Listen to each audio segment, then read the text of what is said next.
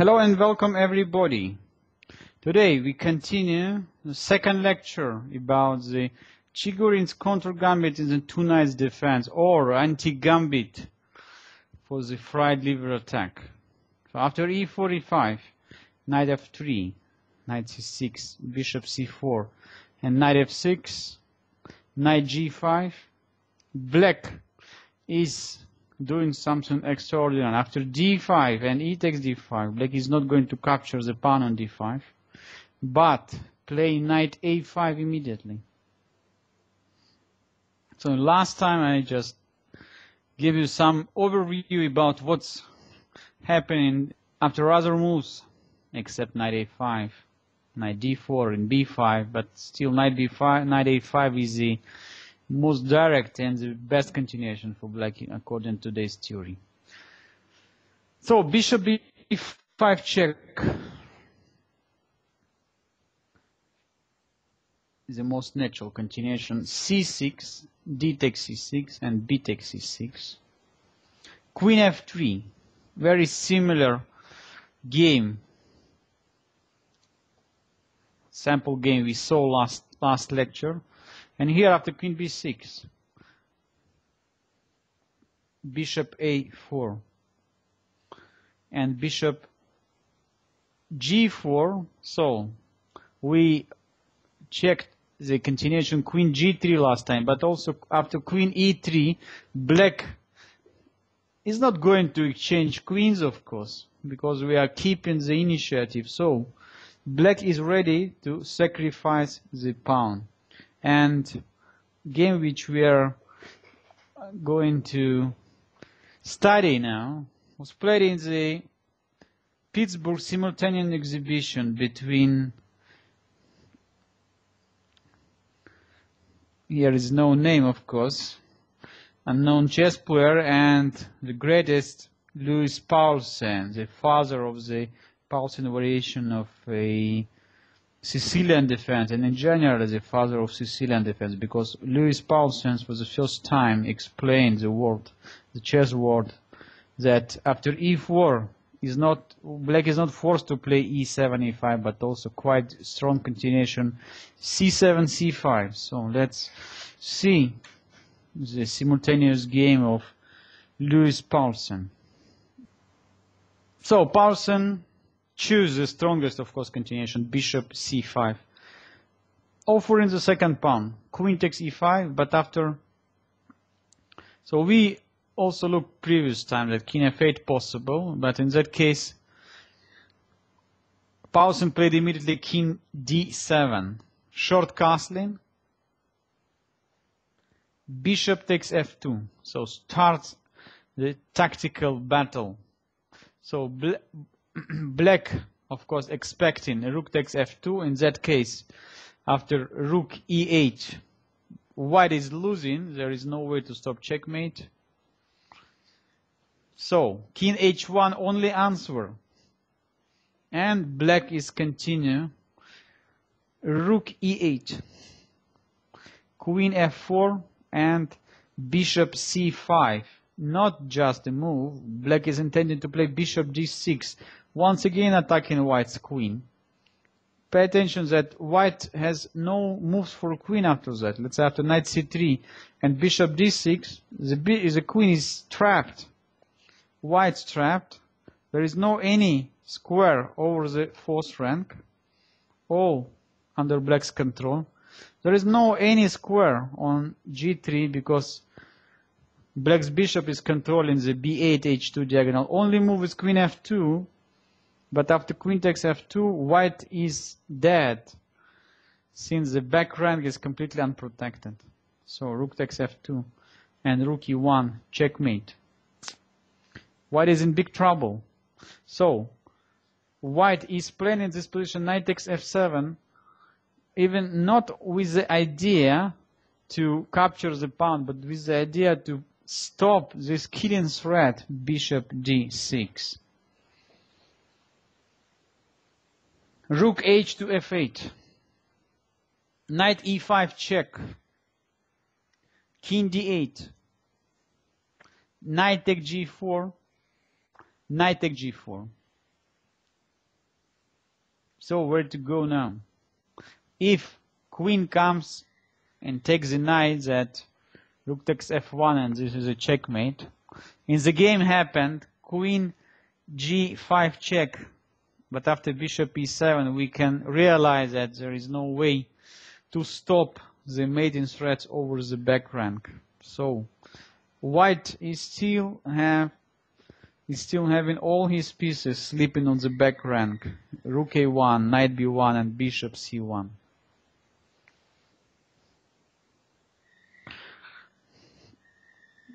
So white just resigned after bishop e7. Rook takes f8 definitely will be met by bishop takes g5. Rook e8, king e8, and once again there is no way to stop the knight f2, knight h3, and queen g1. Smoothed mate. Or just simply queen f2, let's say, after g3. The game is over. White is completely done. But pay attention to that position. White's queen is only fighting against the wall black's pieces. Okay, so this was a game between Louis Paulsen from the Pittsburgh Simultaneous Exhibition 1859. And now I would like to show you the second game. They played by Paul Morphy against De Riviere Julius Arnaud, once again in the match in Paris 1863. So also 150 years ago. So after e4, e5, knight f3, and knight c6, bishop c4, knight f6, knight g5, d5, e takes d5. So Morphy played according to receipt knight a5, and already in that year the bishop b5 was tested a few times. So other continuation which become quite interesting, quite popular, is d2, d3. So white is not going to play bishop b5, not going to lose another tempo. So this is other alternative for white in the Chigorin's attack of the two knights defense. Indeed, even here, white is not reaching anything special, because white already played twice with the knight. So h6, sending this knight away. White cannot play knight e4. After knight takes e4, d takes e4, what about knight takes e4? So the bishop is hanging. So white forced to play knight f3. e4. Now if white captures d takes e4, then knight takes e4, and black is winning a piece. Despite the fact white is having some compensation for it after queen d4, and even the famous Russian grandmaster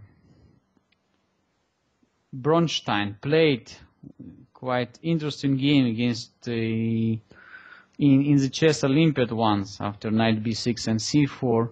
Later analysis shows that if black is just giving away the piece immediately, he's completely equalized the game. What way? Black just simply has to play c6, and after e5, knight takes d5. White is getting nothing. Black is having two bishops and much better position after queen takes d5. So the old continuation in that situation is queen e2 move. That's exactly what was played by De Riviere. Knight takes c4, d takes c4, and Morphy is playing according to his well-known principles, not paying much attention to material, he is trying rapidly develop all his pieces to the greatest outposts. Bishop c5. h3. White is trying to prevent black from playing bishop g4, but this only waste of time after short castling. So white has to move the knight right now. Knight h2. Knight h7. Immediately Morphy choose to break white's position after f4 and f5. So support the e4 pawn and to bring his f pawn into the game. And white is in trouble. After knight d2, f5, knight b3, and bishop d6, there is no much counterplay for white with this knight on h2, which is placed very ugly. Short castling. And here is quite interesting what happened. Of course, black could simply continue in this position, something like queen e7 with idea queen e5. Also possible to play queen h4, even knight g5. But Morphy realized that after white castled short side, his king side is completely unprotected. So no pieces for white in the king side, except the only knight on h2. If black is going to remove this only knight after bishop takes h2, that is a move which played by Morphy. King takes h2 and f4. White hardly even could stop f4 and f3, which is completely ruins white's king side. So all black pieces are looking towards the white's king side right now. Look at that. Queen is ready to jump to h4. Knight is coming to g5. f3 is threatening. Rook is looking towards the king side. When all white's pieces are not taking part in the defense. So how to stop this attack? White captured the pawn on e4, trying to prevent f3. But this led to another problem. Knight g5, so all black pieces already in the game. So all are threatening to sacrifice on h3. Queen d4, and now, as usual, in such a situation, Morphy never missed the chance to perform the greatest combination. Of course, possible for black to play here bishop takes h3, but I believe Morphy didn't like that after bishop takes f4, white is keeping some chances to survive. So instead, he just sacrificed the knight the other way. So he played knight f3 check. Look at that. Force white to capture, otherwise the queen on d4 is gone. And now the queen is coming to h4. The position is very, very difficult for white. So how to stop the checkmating attack? After rook h1, bishop takes h3. Once again, white's king cannot leave. After king g1 and queen g5, black is coming with a forced checkmate. That's why it was so important to capture with the bishop but not with the queens, because after queen takes h3 and king g1, black is having no check. And white's king is escaping from this dangerous mating net. So bishop takes h3 is avoiding any counterplay. After bishop d2, black gaining the last resource in the attack, rook f6. So coming with the inevitable threat of rook g6, and the checkmate is coming very, very soon. So let's say white cannot play rook g1 because this would lead to immediate checkmate, bishop h3. If white plays something like rook e1, rook g6 threatening the checkmate, and queen takes f4, of course, rook g2, and the checkmate. So in this great game, we saw that polymorphy realized one of the main ideas of the Chigori's counterattack. So he finished development very, very fast. He put all his pieces towards the white's king side, and with a nice sacrifice completely demolished position near the king, and the game is finished that great way. Already after rook f6, his opponent just resigned. And one more game played by Ignaz Kolisz, also one of the greatest Polish chess players from London 8060. I would like to show you. Let's stop it for a second.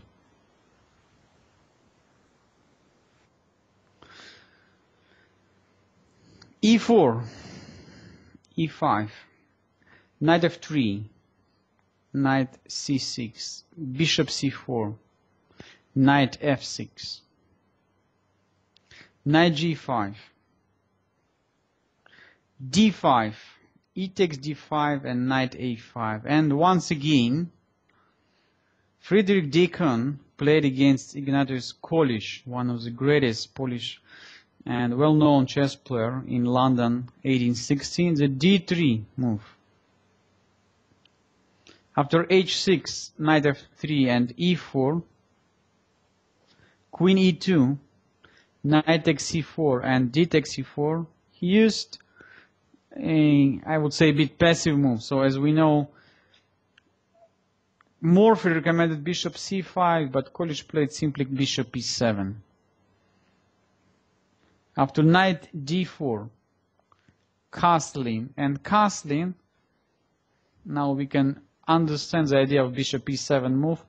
Black just simply played c6, and white is having big problem with his d5 pawn. So knight on d4 is hanging in many variations. White never could capture on c6 because queen takes d4 is knight is gone and black is winning. So in that game, black is playing more positional way even. After knight c3 and bishop c5, knight b3, bishop g4, of course. Queen e1 and only now bishop b4. So if d takes c6 and after b takes c6, and black is still keeping very good attack. So rook comes to e8, maybe queen comes to c7, rook comes to d8. White is having a problem where to develop this bishop. So knight cannot capture on e4, never, because everything pinned. So black is gaining just great development advantage. Bishop d2, bishop takes c3, bishop takes c3, and once again black is continue pressing. Rook e8, h3, bishop h5, bishop takes f6, queen takes f6, c3. Still white is keeping the extra pawn, but look how fast his position will be destroyed right now. Rook e5. So black is using the e5 for lifting the rook for the king side attack. So rook is ready to go to g5. Another strong threat. Black is intending maybe in some point to play bishop f3. White's king has no protectors at all. So after knight c5, move which was played, probably this move is a great blunder, because after bishop f3 suddenly white's position is completely lost. So g takes f3 cannot be played because rook g5 check, and where to go with the king? King h2, queen f4. There's no defenders. Black is covering most important squares on the king side, and as a result, the checkmate.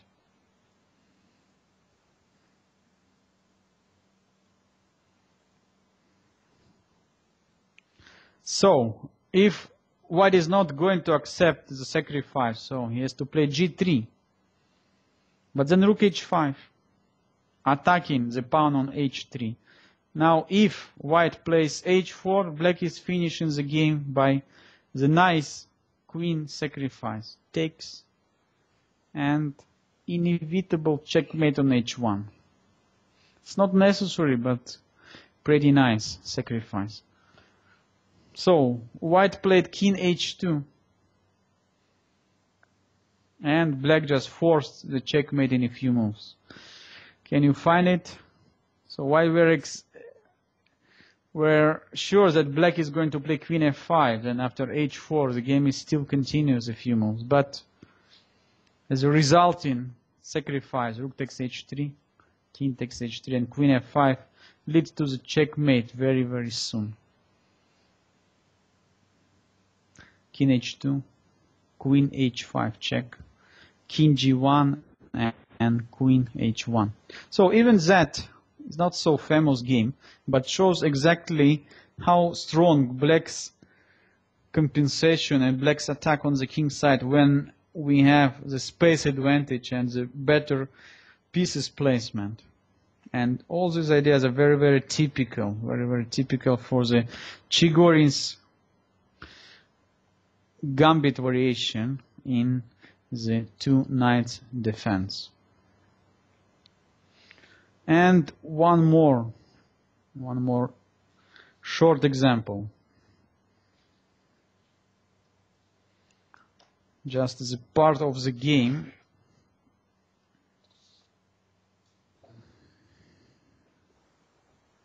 The next game, which was played in Manchester in 1861 between Bernard Horowitz, quite famous English player, and Edward Pinder, also white, didn't find the way how to stop black's initiative in the Chigorina's counterattack in the two knights defense. After e4, e5, knight f3, knight c6, bishop c4, and knight f6, knight g5, d5, e takes d5, knight a5, bishop b5, c6, d takes c6, and b takes c6. So we already know that the best continuation for white here is bishop e2. Other options is to play queen f3, as we saw, probably not the greatest continuation, and one more is bishop a4. So white is trying to keep attacking black's pawn on c6. So white is trying to prevent black from a very fast development. Indeed, white played twice with the knight, twice with the bishop. Cannot be so great. So black is just gaining more tempi. h6, knight f3, and e4. After queen e2 and bishop d6, knight d4, and queen b6, all black's pieces in the game. c3, short castling, and so difficult for white now to play. Black is intending or bishop g4 or bishop a6. It was possible even immediately to play bishop a6. White is in big trouble. b4 will be met by bishop takes b4, and once again bishop a6 threats. C takes and queen takes d4. White's king is still in the center, and white even going to lose a few pawns, like happened in this line. Knight c3, queen takes b4, rook b1, and queen d6. As a result, pay attention that now black is having 6 pawns against white's only 5 pawns. So for stopping black's attack, white had to sacrifice the 2 pawns, but still black is having very good position. Short castling, bishop e6, knight takes e4, knight takes e4, queen takes e4, and after bishop c4, suddenly white realized that there is no way to stop one of the threats, bishop takes f1 or bishop d3. So after rook e1 and bishop d3, white still tried to play queen b4, but black answered very nicely. Rook a to e8, bishop a3, and bishop takes b1. Suddenly white is losing because of the typical classical problem of the back rank. Queen takes d6 will be met by rook takes e1, and the game is over. So, one more game, also played more than 150 years ago, and already there we realize that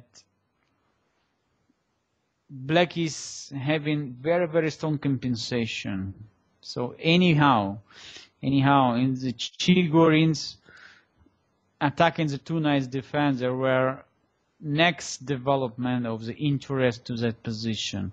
So what I would like to show you is that after e45, knight f3, knight c6, bishop c4, and knight f6, first world champion William Stanitz said that after knight g5, d5, e takes d5, knight a5, bishop b5, c6, takes, and bishop p2, he said, white, according to my positional theory, has all his pawns on the second rank, which, according to my theory, is the greatest advantage in the endgame, because I have the opportunity to move my pawns on the two squares onto one square according to my wish.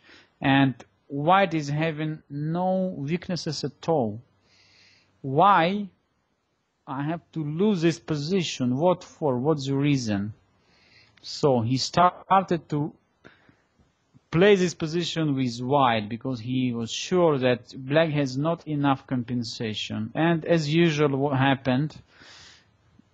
The hero came, the greatest Russian chess player, Mikhail Chigorin, who said, all what you are saying is right. I admit your views about the chess strategy. I am following your chess rules, the rules which you develop, and the greatest William Stanitz. But in this position, black is having great compensation. All black pieces are very easy, could be developed, and black is controlling the center, and black is ready to start the strong counter-attack on the king's side. And despite the fact you are having the extra pawn, my piece's activity should fully compensate this material disadvantage. And then we saw the greatest battle maybe in the chess history, when two strongest chess players on the time were playing a few games with this line, when Chigorin showed that his view about this position are more correct, and Chigorin won almost all the games which they play also in the match, the famous match with the two games, and also in the World Championship match. So after this, I would say, greatest dispute about this position, only just almost 50-60 years later, the greatest American chess player, Bobby Fischer, chose to renew this old variation. And even the Fischer started to play this position with white. Of course, with the new ideas, with much more modern ideas. But still, we are just in develop of this line, and this position is still playable, and in the top players like Kasparov and Morozevich and the other still were playing it in the last century. And I believe that even today, here is still, thanks to the development of the opening theory, will be many new games, maybe new ideas. So, follow me the next lecture in 1 week, when I would like just to present you the greatest battle between the Stanitz and Chigorin for this Tabia position. Thanks everybody for watching. I believe you enjoyed. And if you have any question requests, you can contact me on www.chesslessons.wordpress.com. See you next time. Goodbye.